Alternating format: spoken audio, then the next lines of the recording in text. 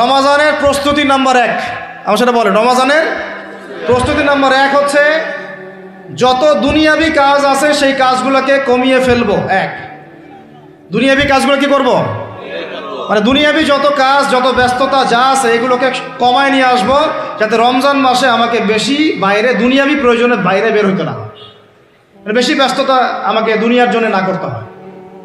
মনে করেন যে আপনি চাইলে এখন যদি সামর্থ্য থাকে রমাদান এবং ঈদের বাজার করে রাখতে পারেন, কারণ লাইলাতুল কদর নষ্ট করে ঈদের বাজার, আর রমজানের অনেক রুহানিয়াত নষ্ট করে দেয় দুনিয়াবি বাজার ঘাট, তাই না? সবার সামর্থ্য হয় না, কিন্তু বড় বড় যে বিষয়গুলো আছে, বড় বড় খাবার, মৌলিক খাবার, এগুলো আপনি 2 মাসের জন্য বাসায় রাখতে পারেন যদি সামর্থ্য থাকে। সামর্থ্য নাই তাহলে সেটা আলাদা বিষয়। মোট কথা এটা শুধু একটা বিষয় বোঝাচ্ছি না, দুনিয়াবি যত ব্যস্ততা এগুলোকে কমায় রমাজানের জন্য প্রিপারেশন নিতে হবে। আল্লাহ পাক আমাদেরকে সবাইকে রমাদানের জন্য প্রিপারেশন নেওয়ার তৌফিক দান করেন।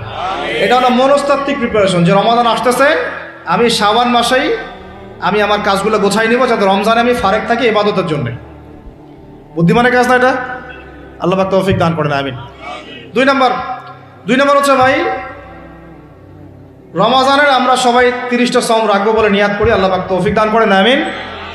কিন্তু এখানে একটা কথা, 2 নম্বরটা হচ্ছে রোজা রাখার মতো রোজা রাখতে হবে। কি বললাম বলেন? রোজা রাখার মতো রাখতে হবে। এটা কেন বললাম, কেন বললেন ভাই? উত্তর দিচ্ছিস।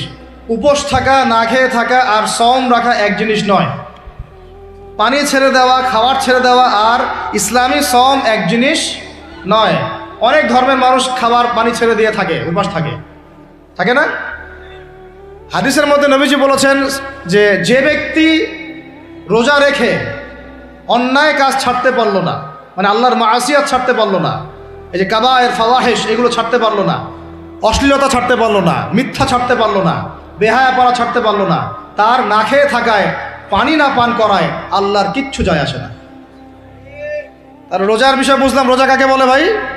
মানে রোজা মানে হচ্ছে আমি আল্লাহ পাকের সমস্ত নিষেধ ছেড়ে দিব। কি করব? আল্লাহর সমস্ত নিষেধ। রোজা থেকেছি, পানি খাচ্ছি না, খাবার খাচ্ছি না, কার ভয়ে? গোসল করার সময় 1 ঢোক পানি খেলে কে দেখবে? এই চেতনা তখন কাজ করে না? চুপ করে 1 লোকমা ভাত খেলে কে দেখবে? কেউ দেখবে? আল্লাহ ছাড়া কেউ দেখবে? কেউ দেখবে না। তারপর আপনি খান না কেন? কারণ আপনি অনুভব করেন যে আল্লাহ পাক আমাকে দেখছেন। এটাই হলো ইহসান। এটার নাম কি? ইহসান। এটাই বলা হচ্ছে হাদিসে জিবরিলের মধ্যে, আনতা আবুদুল্লাহ কাআন্নাকা তারাহ, তুমি এমনভাবে আল্লাহর ইবাদত করো যেন তুমি আল্লাহকে দেখতে পাচ্ছ। ওয়া ইল্লাম তাকুন তারাহু, তুমি যদি আল্লাহকে দেখতে না পারো জেনে রাখো ফাইন্নাহু ইয়ারাক, আল্লাহ পাক তোমাকে দেখছেন। এইটাকে বলে আল্লাহ কনসিয়াসনেস বা ইহসান বা তাকওয়া। আর তাকওয়া হাহুনা, তাকওয়া কোথায়? এখানে। আপনি সওমের 8টা পড়েন, কুতিবা আলাইকুমুস সিয়াম কামা কুতিবা আলাল লাযিনা মিন ক্বাবলিকুম লাআল্লাকুম কি তাত্তাকুন, তোমাদের উপর সওমকে ফরজ করা হয়েছে ঠিক যেমন করে আগের উম্মতদের উপরেও করা হয়েছিল। উদ্দেশ্য হচ্ছে লাআল্লাকুম তাত্তাকুন, যাতে করে তোমরা তাকওয়া অবলম্বন করতে পারো। তাকওয়া মানে আল্লাহ কনসিয়াসনেস, এই যে আমি খাচ্ছি না, পান করতেছি না, আমি বিশ্বাস করি আল্লাহ আমাকে দেখতেছেন, এই তো। সেই বান্দা কেমন করে রমজান চলে গেলেই বেনামাজি থাকতে পারে? রমজান চলে গেলে কি আল্লাহ তাকে আর দেখে না? সেই বান্দা কিভাবে সুদ খায়, তখন কি আল্লাহ তাকে দেখে না? সেই বান্দা, একই বান্দা কিভাবে জেনা করতে পারে? মেয়েকে নিয়ে কেমন করে বাইকে ঘুরতে পারে? কেমন করে গায়রা মাহরামের সাথে আমরা করতে পারি, ফ্রি মিক্সিং করতে পারি? কেমন করে সে জুয়া খেলতে পারে? কেমন করে সে মাদক খাইতে পারে? কেমন করে সে আল্লাহ দ্রোহী আইন বাস্তবায়ন করতে পারে? যদি সে এই চেতনা থাকে যে আল্লাহ আমাকে দেখছেন। এই চেতনাটাকে বদ্ধমূল করার জন্যই রমাজান আসে। বলেন সুবহানাল্লাহ। আমি বুঝাতে পারলাম রোজা রাখার উদ্দেশ্যটা কি? ওই জিনিসটাকেই আমাদের ভিতরে ইনস্টল করাই হলো উদ্দেশ্য। লাআল্লাকুম, অংশটা বলেন, লাআল্লাকুম তাত্তাকুন। তাকওয়া কি কিনতে পাওয়া যায় বাজারে? এই যে আল্লাহ পাক আমাকে দেখছেন, আমি খাবো না, আল্লাহ আমাকে দেখছেন, আমি পান করতে পারবো না, আমার রেস্ট্রিকশন আছে, পিপাসায় গলা ফেটে যাচ্ছে একেবারে রোদের মধ্যে, তাও খাচ্ছি না কেন? কার ভয়ে? ওইটাই জীবনের সব ক্ষেত্রে বাস্তবায়ন করার জন্যই রমজান আসে। বুঝতে পারি নাই মনে হয়? ওই চেতনাটাই, একই চেতনাটাই জীবনের সবগুলো কাজে বাস্তবায়ন করার জন্য কি আসে? রমাদানের সওম আসে। আমরা শুধু রোজার ফজিলত নিয়ে বয়ান করি, রোজা রাখলে 70 গুণ নাকি হবে না, 70 গুণ হবে, 700 গুণ বাড়াই দিবে। মূল কথা ফজিলত তো ফজিলত পাবোই, মূল কথা এইটা, তাকেও অবলম্বন করতে হবে। আল্লাহ পাক আমাদেরকে তৌফিক দান করেন। কয়টা বলছি বলেন ভাই? 2টা মনে থাকবে। 1, দুনিয়াবি কাজ কমায় ফেলা। 2, কি রোজা রাখার মতো রাখা। 3 নাম্বার হচ্ছে, এটা আমার নিজস্ব একটা পরামর্শ আর কি। 3 নাম্বার হচ্ছে রোজা রাখার জন্য আমাদের সাহারি করতে হয়, ইফতার করতে হয়। এই তো আল্লাহর ওয়াস্তে সাহারি এবং ইফতারে মুসলমানের মতো খাবার খাবেন, জানোয়ারের মতো খাবার খাবেন না। সাহারি এবং ইফতার এই দুটোতে কি খাবেন? মুসলমানের মুমিনের মতো খাবার খাবেন, জানোয়ারের মতো খাবার খাবেন না। আল্লাহ পাক বোঝার তৌফিক দান করেন। মানে আমরা কিন্তু সাহারিতে কি করি জানেন? 7 পেট খাই। কয় পেট? নবীজি বলেছেন খাবে পেটের 1 ভাগ খাবার, 1 ভাগ পানি, 1 ভাগ, আবার বলি 1 ভাগ খাবার, 1 ভাগ পানি, 1 ভাগ। কার পেট খালি আছে এখন খাওয়ার সময় খাওয়ার টেবিলে? আমাদের ওস্তাদরা বলেন যে মুসলিম উম্মাহ, আমাদের ওস্তাদরা বলেন যে মুসলিম উম্মাহ খাবার টেবিলে হেরে গেছে, সে কখনো জিহাদের মাঠে জিততে পারবে না। বুঝতে পারেন নাই? বুঝতে পারলাম না মনে হয়। যারা খাওয়ারের টেবিলেই হেরে গেছি, এখানেই তো আপনি সুন্নাহ মাফিক খাইতে পারতেছেন না, প্রবৃত্তির কাছে হেরে গেলেন। গপ গপ গপ গপ করে খাচ্ছি 7 পেট ভর্তি করে, এখানে তো খাবারের সামনেই হেরে গেলাম, প্রবৃত্তির সামনে। সে আবার কাফেরদের সাথে জিতবে কেমনে? জিতবে আগে নিজের প্রবৃত্তির উপর জিহাদে তো জিততে হবে। আমার মন চাচ্ছে যে না করি, করবো না, এটার নাম জিহাদ, এটাও জিহাদ।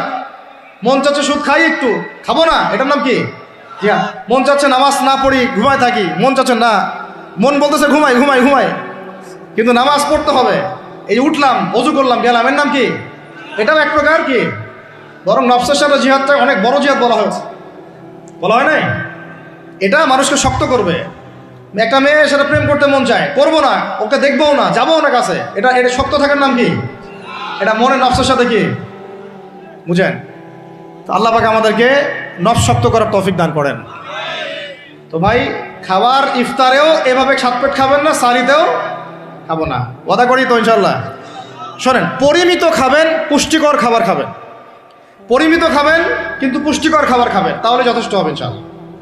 আর এখনকার যে খাবার, এদের বেশিরভাগই ভেজাল। যত বেশি খাবো তত দ্রুত অসুস্থ হব। তো এই যে আমরা দিন দিন যে দুর্বল হয়ে যাচ্ছি, বুঝতে পারতেছেন না আপনারা? এটা দিন দিন যে আমরা আগের জেনারেশনের মতো শক্ত না। আমাদের দাদারা, তার দাদারা যেরকম স্ট্রং ছিলেন, আমাদের ইয়াংরাও কিন্তু অত স্ট্রং না। একটা ইয়াং ছেলেকে আপনি এখন 50 বছরের একজন মুরব্বীর সাথে পাঞ্জা লাগায় দেন, পারবে না, ওই চাচাই জিতবে। তো এটার কারণ হচ্ছে ভেজাল খাবার, ভেজাল পরিবেশ, ভেজাল সব কিছু। আমরা যা খাচ্ছি বেশিরভাগই বিষ। আর আল্লাহর কসম, এগুলো মনিটর করার দায়িত্ব সরকারের, এগুলো মনিটর করার দায়িত্ব প্রশাসনের। এদেরকে মোবাইল কোর্টের আওতায় নিয়ে এসে একদম 1 বছরের জন্য ঢুকাইতে ভিতরে।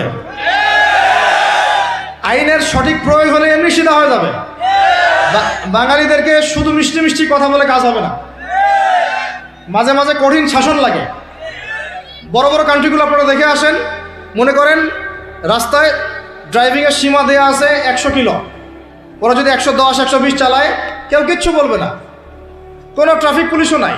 মোবাইলে একটা মেসেজ চলে আসবে যে তোমার এই 1500 রিয়াল, 2000 রিয়াল জরিমানা করা হয়েছে। দিবানা ড্রাইভিং লাইসেন্স বাতিল, ওটা বাতিল তো হবেই, 6 মাসের জন্য জেল খাটবা। বাপ করে টাকা দিয়ে আসবে, টাকা না দিলেও আর ভয়ে চালাবে না। বাবারে বাবা, একবার 1500 রিয়াল খাইছি, আবার খাওয়া যাবে। আইন শুধু থাকলে হয় না, আইনের একদম কঠোর বাস্তবায়ন থাকতে হবে। এই জিনিসটা যদি থাকে, দেখবেন সমাজ ঠিক হয়ে গেছে ইনশাআল্লাহ।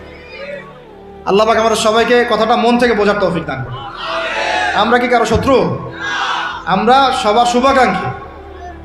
যদি এই জিনিসটা শক্তভাবে বাস্তবায়ন করা যায়, দেখবেন খাবারের ভেজাল এমনি বন্ধ হয়ে গেছে। মানুষকে মেরে ফেলতেছে খাবার দিয়ে, আর 3 দিনের বাসি তেল দিয়ে রান্না করছে, বললো একদম টাটকা রান্না, খেয়ে ফেলে। এই যে কোলেস্টেরল বেড়ে গেল, ক্যান্সার হচ্ছে। গরু ইঞ্জেকশন দিয়ে ফুলায় খাবায় মোটা তাজা করে ফেলা করে নাই?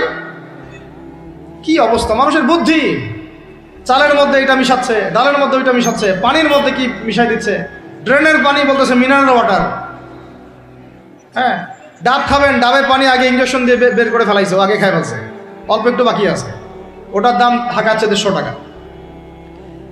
নিচ থেকে উপর পর্যন্ত আমাদের সমাজে খালি প্রতারণার প্রতারণা চলতেছে।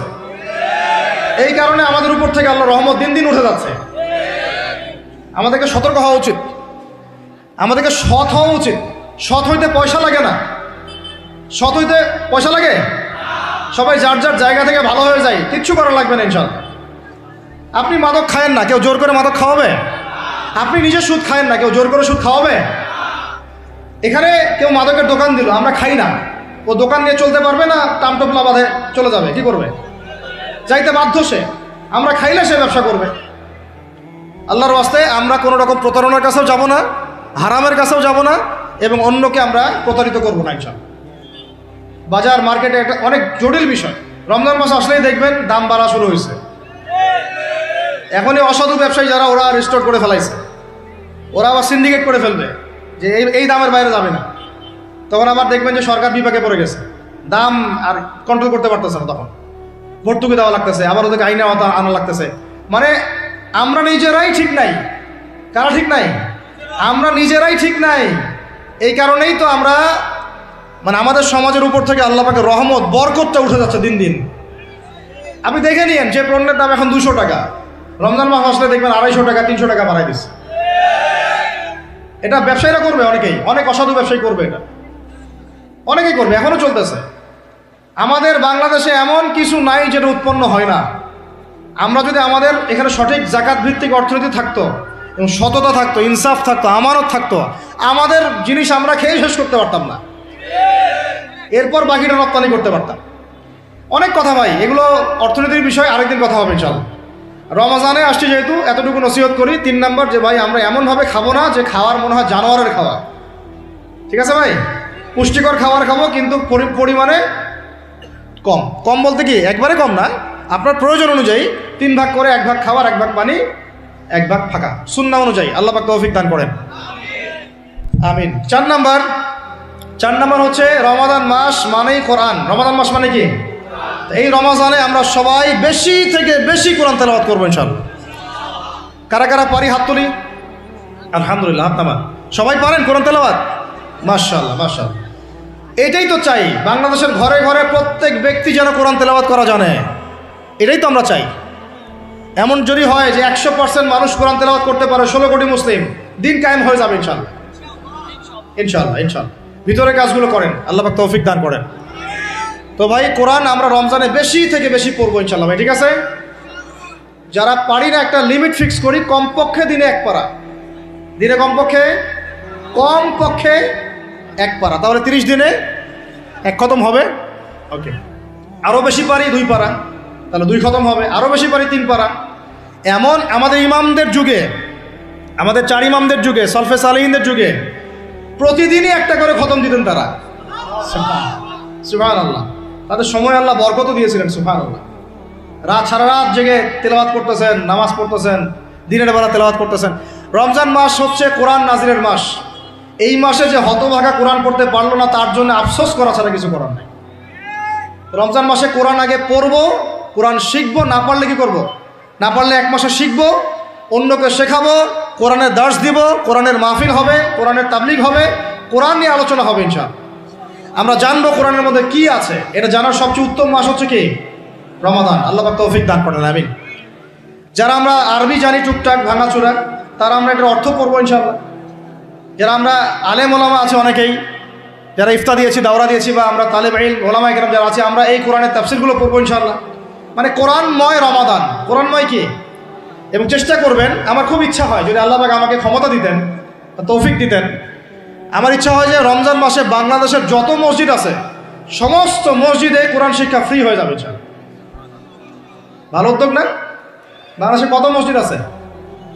1000 না লাখ? লাখ না কোটি? হয়তো কোটি কোটি মসজিদ থাকতে পারে। প্রত্যেকটা মসজিদে যদি বিনামূল্যে কোরআন শিক্ষা কার্যক্রম করা যেত রমজান মাসে, 1 মাসে আপনি দেখতেন প্রায় মিনিমাম 5 কোটি মানুষকে কোরআন শেখানো যেত। তাও হাতে কলমে। তাও কি? হাতে কলমে। বই দেওয়া হতো ফ্রি, আর ওই যারা টিচার ক্লাস নেবে ওদেরকে বেতন দিব, ভাতা দিব সরকার থেকে। দেওয়া যায় না? দেওয়া যায় না? আচ্ছা, যদি গভর্নমেন্ট নাও দেয়, আপনারা জাকাত থেকে দিতে পারেন, সদকা থেকে দিতে পারেন, পারেন না? নিজেদের পকেট থেকে দিতে পারেন, নিজের ব্যবসা থেকে দিতে পারেন, এলাকা ভিত্তিক দিতে পারেন, কত উৎস আছে না? যদি এভাবে প্রত্যেকটা মসজিদ থেকে কোরআন শিক্ষা কার্যক্রম চালু করা হয় রমজান মাসে, আমরা দোয়া করি আল্লাহ পাক যেন এই কথাটা পৌঁছে দেন উপরের লেভেলে, এবং তারা উদ্যোগ নেয়।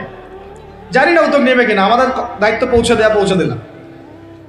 তো অ্যাটলিস্ট যদি সবগুলো মসজিদে নাও হয়, প্রত্যেকটা এলাকায় যদি একটা করে মসজিদও হয়, তবুও দেখবেন কয়েক কোটি মানুষকে কোরআন শেখানো যাবে ইনশাআল্লাহ। কোরআন ছাড়া এই জাতিকে আপনি ফিরাতে পারবেন না। কোরআন ছাড়া এই যুবকদেরকে মাদক থেকে ফেরানো যাবে না। কোরআন ছাড়া এই যুবকদেরকে জেনা থেকে ফেরানো যাবে না। এই টিকটক প্রজন্ম হয়ে এরা নষ্ট হয়ে গেছে, শেষ হয়ে গেছে। বাংলাদেশে আশঙ্কাজনক হারে এখন জেনা, ব্যভিচার, পরকী এগুলো বেড়ে গেছে। মাদক দ্রব্যের কি ছয়লা, এই যে গুন্ডামি, মাস্তানি, ছিনতাই কারা করতেছে? যারা ইয়াং ছেলে পেলে এরা করতেছে। এদেরকে ফিরাইতে হইলে কোরআন ছাড়া কোনো গতি নাই। আইয়ামে জাহেলিয়াতের সেই মানুষগুলো কোরআনের আলোয় শ্রেষ্ঠ মানুষে পরিণত হয়েছে। কথা বুঝতে পারেন নাই? আইয়ামে জাহেলিয়াতের সেই মানুষগুলা যারা একসময় নিজের মেয়েকে দাফন করেছিল জীবন্ত। ইন্না লিল্লাহি ওয়া ইন্না ইলাইহি রাজিউন। চিন্তা করা যায়? আপনি আপনার মেয়েকে দাফন করতে পারবেন জীবন্ত? পারবেন? বলেন। এরকম মানুষ যারা এই কাজ করেছিল, তারা কোরআনের সংস্পর্শে এসে সোনার মানুষে পরিণত হয়েছে। এই কিতাব আল্লাহ পাক নাজিল করেছেন ওই ঘরের উপরে উঠিয়ে রাখার জন্য না, মাঝে মাঝে বের করবো, ধুলা মুছবো, চুমু খাবো, রেখে দিব, এই জন্য না। বাবা মারা গেছে, খুললাম, পড়লাম, সব বক্সায় দিলাম, এই জন্যে না। শুধু এই কিতাব আল্লাহ পাক নাজিল করেছেন যারা আমরা হৃদয়ে ধারণ করি। কোথায় ধারণ করি? তো হৃদয়ে ধারণ করবো তো তখনই যখন আমি বেশি তেলাওয়াত করব, বেশি বেশি পড়বো, সবাইকে পড়াবো, শেখাবো। আল্লাহ পাক আমাদের সবাইকে কোরআনের বিপ্লব ঘটানোর তৌফিক দান করেন, আমিন। তো প্রিয় ভাইরা, 4 নম্বর কাজ, কোরআন শিখবো, পড়বো, শেখাবো, দর্শ দিব। কোরআনের একদম বিপ্লব। রমজান মাসে ইনশাল্লাহ কোরআনময় রমাদান হবে ইনশাল্লাহ। রমজান মাসে অন্য কোনো বইও পড়ার দরকার নেই প্রয়োজনে। কোরআন পড়েন, হাদিস পড়েন আর কোরআন পড়েন। কোরআন এবং হাদিস, অন্য কোনো বই, বিষয়ভিত্তিক বই পড়ার দরকার নেই। আর অ্যাটলিস্ট 1 মাস আপনি না পড়েন। এরপরে আসি 5 নাম্বার, একটু বড় হয়ে যাচ্ছে যদিও, আমি সংক্ষিপ্ত করে বোঝাচ্ছি, শোনেন। 5 নাম্বার হচ্ছে রমাদান মাসে, একটু ধৈর্য ধরেন। রমাদান মাসে আমরা ফরজ ইবাদতগুলোকে সর্বোচ্চ গুরুত্ব দিব ইনশাআল্লাহ। যেমন সবার আগে কি? সালাত। এই একটাই বল, সালাত। সালাত নাই, ইসলাম নাই। সালাত নাই, সে ব্যক্তি মুসলিম না। সোজা কথা শোনেন, সালাত অস্বীকার করে সে ব্যক্তি মুসলিম না। নবীজি বলছেন, মান তারাকা সালাতান মুতাআম্মিদান ফাকাদ কাফারা। কেউ যদি ইচ্ছা করে সালাতকে অস্বীকার করে, ছেড়ে দেয়, সে ব্যক্তি কি হয়? কাফারা, কুফরি করে। সালাত না পড়ার কারণে ইমামগণ বলেছেন তাকে মুসলমানদের কবরস্থানে দাফনও করবে না। কোন ইমাম বলেছেন তাকে জানাজাও দিবা না। কোন ইমাম বলেছেন তাকে জেলখানায় বন্দি করে রাখবা। কোন ইমাম বলেছেন তাকে মৃত্যুদণ্ড শাস্তি দিবা। আমি এমনি বলতেছি না, ইমামদের কওলগুলো পড়ে দেখেন। নামাজ না পড়াটা যেমন তেমন পাপ না তো, ইচ্ছা হইলে পড়লাম, ইচ্ছা হইলে পড়লাম না, এমন না। যারা নামাজি তারাও যদি নামাজে সচেতন না হয়, তাদের জন্যও শাস্তি আছে, নাউযুবিল্লাহ। ফাওয়াইলুল লিল মুসাল্লিন আল্লাযীনা হুম আন সালাতিহিম সাহুন আল্লাযীনা হুম ইউরাউনা ওয়া ইয়ামনাউনাল মাউন। এখানে বলা হচ্ছে মুসল্লিদের জন্য দুর্ভোগ, যে মুসল্লিরা নামাজ সম্পর্কে গাফেল, উদাসীন। আবার যারা মানুষকে দেখানোর জন্য নামাজ পড়ে এবং এই যে ছোটোখাটো সাহায্য করতে অস্বীকৃতি জানায়, সূরা মাউন পড়েন, তাহলে মুসল্লিদের জন্য গাফেলতির যদি শাস্তি হয়, তাহলে যারা পড়ে না ওদের কি হবে বলেন? ওই সূরাটা কি জানি নাম, মুজাম্মিল না মুদ্দাসির, হাফিজে কোরআন কে আছে? মা সালাকাকুম ফি সাকার। জাহান্নামে যখন ঢুকানো হবে, এই ফেরেশতারা জিজ্ঞাসা করবে, কিসে তোমাদেরকে জাহান্নামে নিয়ে আসলো? কি পাপ করছিলা? তারা বলবে, তখন তারা বলবে ক্বালু, তারা বলবে, ওই জাহান্নামীরা বলবে, লাম নাকু মিনাল মুসাল্লিন। কি বলবে তারা? লাম নাকু মিনাল মুসাল্লিন, আমরা মুসল্লি ছিলাম না, আমরা নামাজ পড়তাম না। তাহলে বেনামাজির পরিণতি কি বলেন? জাহান্নাম। ওয়ালাম নাকু নুতঈমুল মিসকিন, আর আমরা মিসকিনদেরকে খাবার দিতাম না। সুবহানাল্লাহ। আল্লাহ পাক আমাদেরকে সালাত আদায় করার তৌফিক দান করেন। রমাদান মাসে শক্ত করে নামাজ ধরবেন ইনশাআল্লাহ, আল্লাহ পাক তৌফিক দান করেন। 5 ওয়াক্ত নামাজ চেষ্টা করব জামাতে পড়ার জন্য। যদি জামাত ছুটেও যায়, তাও পরে জামাত করে নেবেন। সেটাও না পড়েন, অ্যাটলিস্ট বাসায় পড়বেন। রাজি আছেন? এখন কথা হচ্ছে যে নামাজের সাথে আরো অনেক ফরজ আছে না? যেমন পর্দা কি ফরজ না? ফরজ না? যাকাত ফরজ না? ফরজ না? তারপরে আল্লাহ পাকের আনুগত্য করা এটা ফরজ না? ফরজ না?